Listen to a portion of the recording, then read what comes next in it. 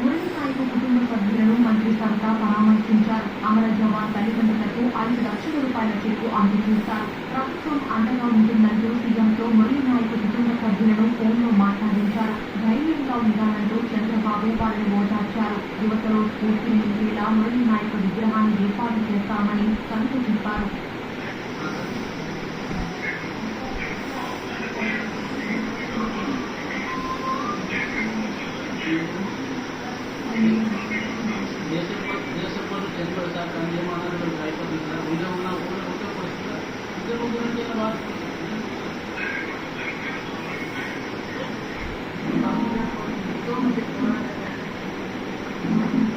ఈరోజు మన మురళి నాయకు కూడా ధర్మం కోసం దేశం కోసం ప్రాణాలు ఎందుకంటే చిన్న వయసులోనే నేను ఒక్కరోజైనా సైనికులుగా ఉండి మరణించేది తప్ప బాధ్యత పోకుండా ఉన్నది తల్లిదండ్రులకు గ్రామంలో అంటే అతనిలో ఉన్న దేశం మీద భక్తి ఎంతో ఆయన మరొకసారి కూడా నా కొడుకు ఈ దేశం కోసం ప్రాణాలు ధైర్యంగా కూడా ఉంటున్నారు. అదేవిధంగా ఆ తల్లిదండ్రులకు కూడా నిజంగా అందరం ఉండకూడతారని ముఖ్యమంత్రి గారు కూడా మాట్లాడి వారి తల్లిదండ్రులు పరామర్శించాలి. పిల్లలైనా కుటుంబానికి ఎప్పుడు అండగా ఉంటామని అంతేకాకుండా వీళ్ళందరూ పూర్తిగా తీసుకోవాలి.